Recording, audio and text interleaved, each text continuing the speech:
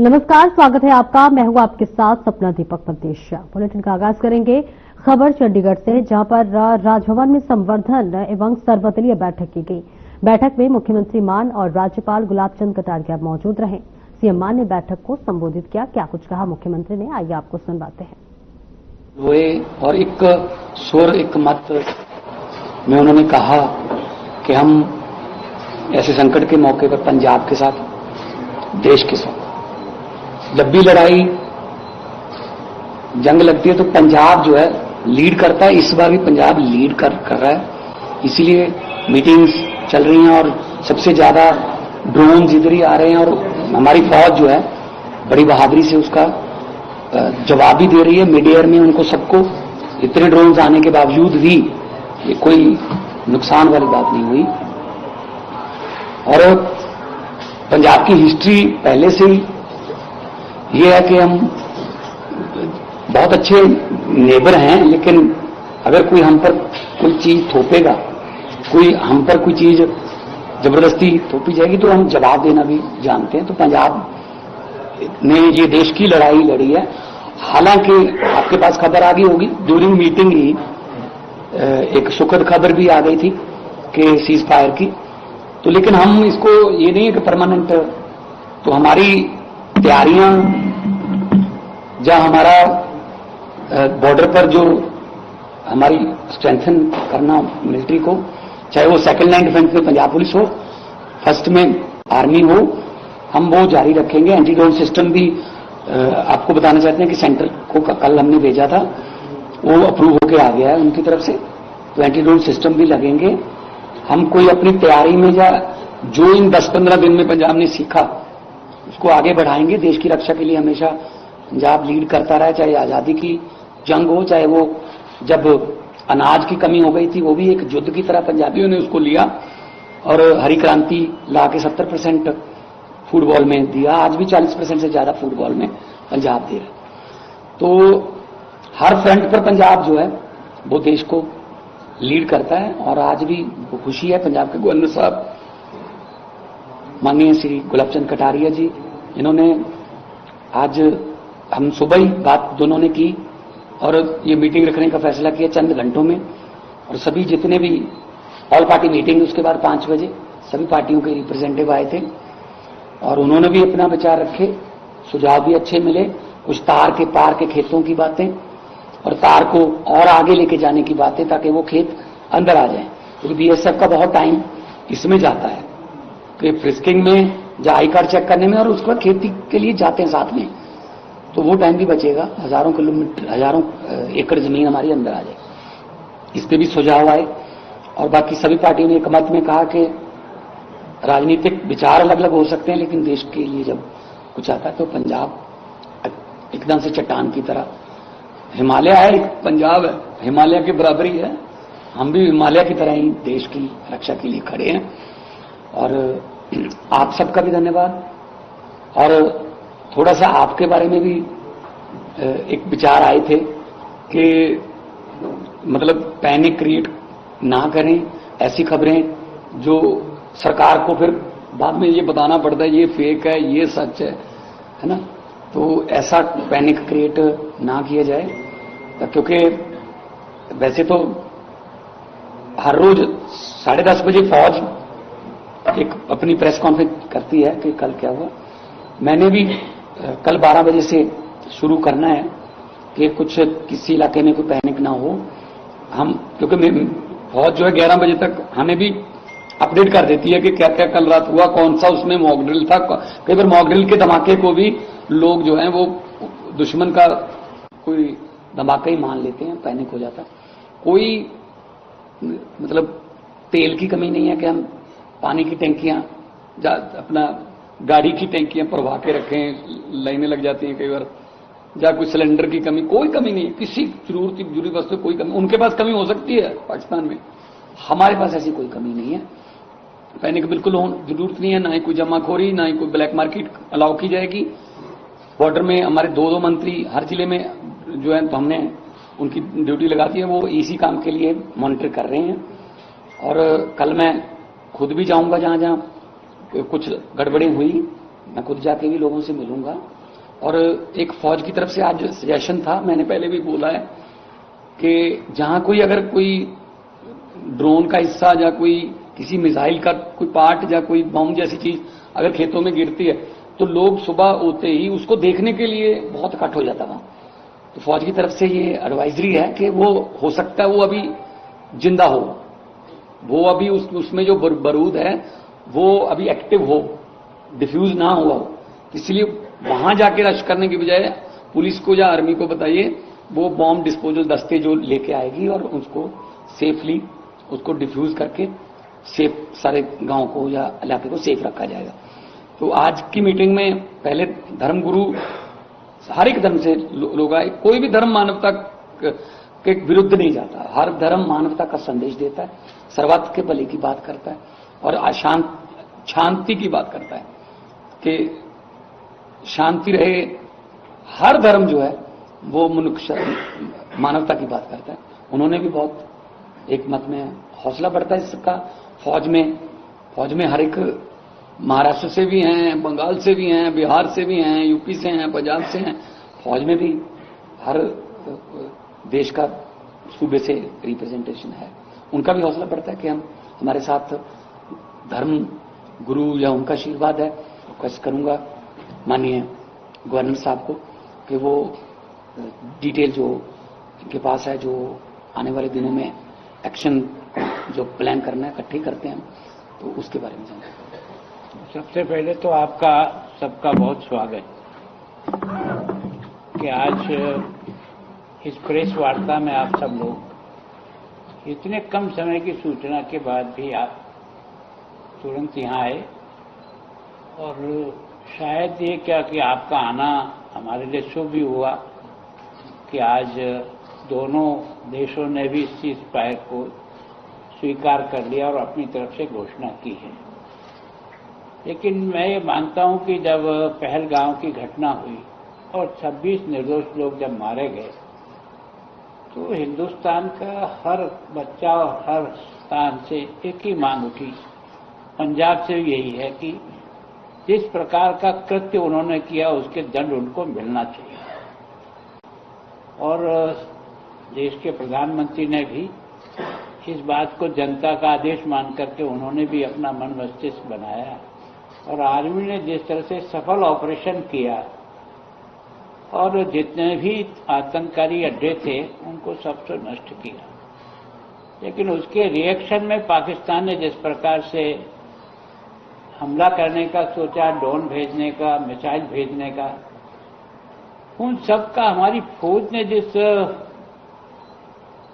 तरीके से और जिस सफलता से उसका मुकाबला किया और उनको सबको मार गिराया, तो ड्रोन की जितनी संख्या है उसमें सबसे ज्यादा ड्रोन पंजाब में ही आए थे। पंजाब का कोई भी बॉर्डर का जिला ऐसा नहीं है जहां ड्रोन नहीं आए। और इतनी बड़ी संख्या में आने के बाद भी किसी प्रकार का नुकसान नहीं हुआ और ड्रोन को वैसे ही गिराने में हमारी फौज की तकनीक ने सफलता दी। मिसाइल भी आए लेकिन उसका भी कोई असर हमें नहीं हुआ।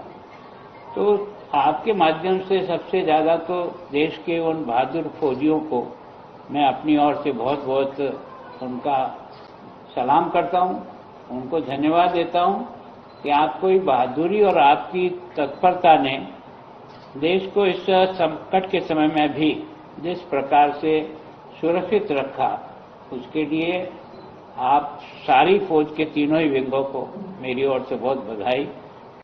मैं सोचता हूं कि पंजाब सबसे ज्यादा नजदीक बॉर्डर के हिसाब से हमारा है। हमारा बॉर्डर एक तरह से आमने सामने एक दूसरे से बात होती है, एक दूसरे के साथ होता है। ऐसे बॉर्डर पर जिस प्रकार का जनता का भी सहयोग मिला है और फौजियों को जिस प्रकार से उन्होंने हर प्रकार से, कई गांव ऐसे हैं जिन्होंने भोजन बना करके, नाश्ता बना करके अपने फौजियों को देने में भी बड़े आनंद का अनुभव किया। तो एक तरह से वास्तव में जहां जनता और सब मिलकर के फौज की मदद करते हैं तो फौज का मॉरल बूस्ट होता है और उसको काम करने में भी बहुत ही एक तरह से स्वाभिमान महसूस होता है। तो वास्तव में ये जो भी घटनाक्रम हुआ 7 तारीख से लेकर अब तक, जिस प्रकार से आपने और हमने सब देखा, और चंडीगढ़ भी उनके टारगेट पे था, बार बार उन्होंने ट्राई भी की, कुछ ड्रोन आए भी सही, लेकिन मैं सोचता हूँ कि इस दृष्टि से चंडीगढ़ को इतना ज़्यादा वो प्रभावित नहीं कर सके, लेकिन पठानकोट को बहुत ज़्यादा उन्होंने, अमृतसर को बहुत टारगेट किया, हमारे गुरदासपुर को भी, लेकिन हमारी फौज ने सही समय पर सही निर्णय लेकर के, और जिस तरह से उनके अंदर घुस करके भी जितना उनको डैमेज करना था उसमें भी वो सफल हुई। ये ठीक है कि अब आज सीज फायर हुआ, लेकिन हमारे सबके मन में ये जरूर थी कि जिन्होंने पहलगाम के निर्दोष लोगों को मारा है उनको उचित दंड मिलना ही चाहिए, और वो उचित दंड मिला भी थी। लेकिन उसके बाद जो हरकत हुई उसका ठीक प्रकार से भारत की सेना ने मुकाबला करके उनको जवाब दिया।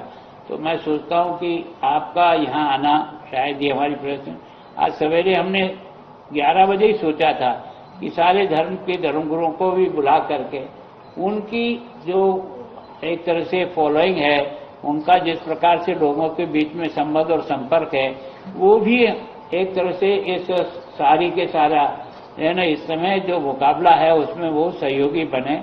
तो मुझे बहुत आनंद का अनुभव हुआ कि यहाँ सभी धर्मों के लोग थे और सबने एक स्वर से कहा कि देश पहले, बाकी धर्म और ये सब बाद में हैं, हम सब भारत के हैं और भारत की हिफाजत के लिए जो भी हमको करना पड़ेगा। और उन्होंने हमको आश्वासन किया कि हमारी जो भी प्रॉपर्टी है, जो हमारा हॉस्पिटल है, जो हमारे स्कूल और कॉलेजेज हैं, हमारे समाज के जो स्थान हैं, हम वहाँ सब प्रकार की सुविधाएं उनको देंगे, भोजन की सुविधा मिलेगी, मेडिकल की सुविधा मिलेगी, जो कुछ भी हमारे पास साधन है वो सारा साधन हम निश्चित रूप से हमारे बॉर्डर के इन लोगों को मुहैया कराएंगे।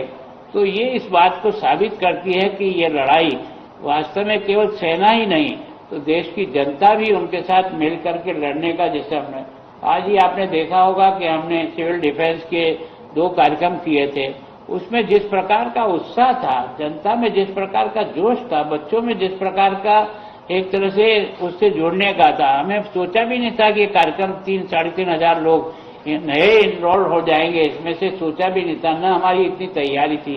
लेकिन जिसने भी सुना, जहां से भी सुना, वो सब चले आए। और इसका मतलब यह है कि जनता भी जब कभी देश पे संकट आता है तो बहुत मुस्तैदी के साथ अपना सहयोग करती है, और उस सहयोग के कारण से ही हमने जो तैयारियां कर रहे थे, उस तैयारी में जनता का भी पूरा समर्थन और सहयोग था। उनका मैं बहुत आभार व्यक्त करता हूं। और मैं सोचता हूं कि भविष्य में भी अगर इस प्रकार की घटनाएं होती है तो सिविल डिफेंस की जो यूनिट है वो प्रत्येक जिले में ठीक प्रकार से प्रशिक्षित होकर के तैयार है, ताकि जरूरी नहीं युद्ध के समय बाकी किसी प्रकार की भी अगर कोई आपत्ति आती है, आपातकाल आता है, तो उसका मुकाबला करने में भी उन लोगों का सहयोग मिले। तो उन्होंने मुख्यमंत्री से भी, आपने भी कहा है कि हम तैयारी करेंगे उन सब जिले में। और जैसे आज सीज फायर जरूर हुआ है, लेकिन बॉर्डर के जिले में आप भी जाएंगे, मैं भी जाऊंगा, एक बार सब लोगों से मिलना हो जाए।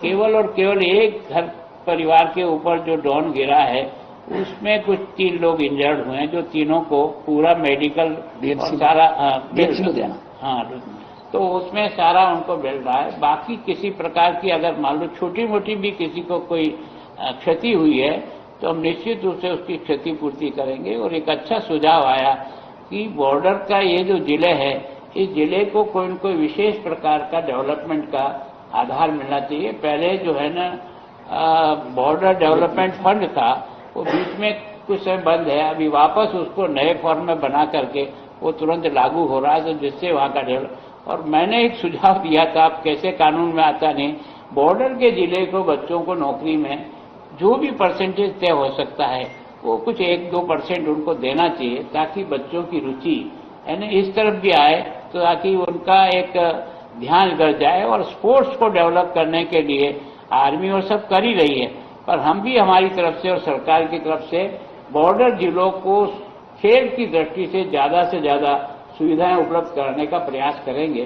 तो मैं सोचता हूँ आप सबको इस बात का धन्यवाद ही है कि अभी जो दोनों तरफ से सीज फायर हुआ है, आगे की तो बातें जो कुछ भी आने वाली है उसको देखेंगे, लेकिन हमें हमारी तैयारी हर समय चाहिए, क्योंकि सामने वाले का जो है स्वभाव वो बार बार मार खाने के बाद भी वो किसी न किसी रूप में आ ही जाता है। तो मैं सोचता हूं कि इस विशेष करके ड्रोन से जो हमारे यहाँ जो है नशीली वस्तुओं को गिराने का जो प्रक्रिया चल रही है, मैंने सरकार ने भी, यहाँ की पंजाब सरकार ने भी हमको 10 करोड़ रुपया इसके लिए दिया, ड्रोन ने, सरकार ने भी, केंद्र ने भी दिया है।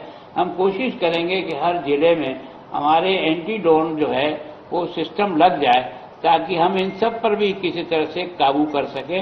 एक बार आप सबका मैं बहुत आभार और धन्यवाद, जितना कम समय में हमने सवेरे ये सारे कार्यक्रम किया। मैं सोचता हूं कि जो हमारी विभिन्न धर्मों की जो बैठक हुई, कोई ऐसा नहीं था जो धर्म वहां प्रेजेंट नहीं था, और सबका जितना पॉजिटिव सोच था देश की इस सुरक्षा के बारे में, उसका उनका भी मुबारकबाद। और उसके बाद सब राजनीतिक पार्टियों का भी हमारी बात चल रही थी, उसी में ये मैसेज आया था। तो मैं सोचता हूं राजनीतिक पार्टियों ने जो सुझाव दिया कि हमको जाकर के प्रधानमंत्री से मिलना चाहिए पंजाब के लिए कुछ विशेष पैकेज के, तो हम इसके बारे में तैयारी करके जब भी उनसे समय मिलेगा तो सब पार्टी जाकर के भी पंजाब की समस्या के बारे में जो भी सहयोग वो कर सकेंगे उनका आग्रह करेंगे। जो अभी एडवाइजरीज दी गई थी, क्या वो अभी जारी रहेगी? क्या सब वो सारी विड्रॉ हो जाएगी? नहीं, वो जारी रहेगी जितनी देर तक हमें आर्मी कहती रहेगी कि मॉकड्रिल करना है ना, या कोई डिफेंस मिनिस्ट्री से कोई हमें रिटर्न में कुछ ऐसा ऑर्डर नहीं आता कि नहीं अब जरूरत नहीं, सारा कुछ जारी रहेगा। हमारी तैयारी में कोई कमी नहीं हो सकता। ये कोई, क्योंकि जैसे गवर्नर साहब ने कहा कि उनके स्वभाव पर यकीन करना बहुत मुश्किल है, वो बार बार हमें डिच करते रहे, लेकिन पंजाब जो है वो पहले से उनको डर ही इस बात से लगता है कि सामने पंजाब है। तो पंजाबी हमेशा सीना तान के खड़ते हैं और खड़े रहेंगे। हमारी हर वक्त सिविल डिफेंस भी की, पुलिस भी हमारी सेकंड लाइन ऑफ डिफेंस पे है, बीएसएफ और आर्मी के साथ हम वो सहयोग कर रहे हैं। जो भी उनको चाहिए होता है, स्कूल या कॉलेज की बिल्डिंग या कुछ उन्होंने एम्बुलेंस चाहिए, हम प्रोवाइड करें। बिल्कुल रहेंगे। कोई जमाखोरी का या कोई ब्लैक मार्केटिंग का ना शुरू कर दे या कोई पैनिक ना क्रिएट हो, वो रहेंगे। नहीं, मैं कल अलग से जा रहा हूँ, बॉर्डर से ये भी जब भी जा सकते हैं, जाते भी रहते हैं। तो मैं बनूंगा आज बात करने के बाद, मैं जो है ना आने वाले दिनों में ये मैं जा सकता हूँ कितना। पहले जो हमें करीब 1000 करोड़ के करीब मिलता था बॉर्डर एरिया डेवलपमेंट फंड, तो अभी इतना ही मिलेगा और उसका यूज हम क्या करेंगे? उसको रिव्यू कर रही है गवर्नमेंट, और हम तो ज्यादा से ज्यादा मांगेंगे। और जैसा कि कहा कि वहां के लड़कों को फौज में जाने का वैसे भी वो जुनून है, क्योंकि हर घर से लगभग उन्होंने जंगें देखी हुई हैं, उनको सब पता है, वो खुद भी जाना चाहते हैं। वैसे गुरदासपुर के जो बाई इलेक्शन थी तब मैं गांव में जाता रहता था, लगभग हर घर से सबसे ज्यादा फौज में, अगर भारतीय फौज में सिख रेजिमेंट में या तो भारतीय फौज में सबसे ज्यादा गुरदासपुर डिस्ट्रिक्ट के लड़के हैं।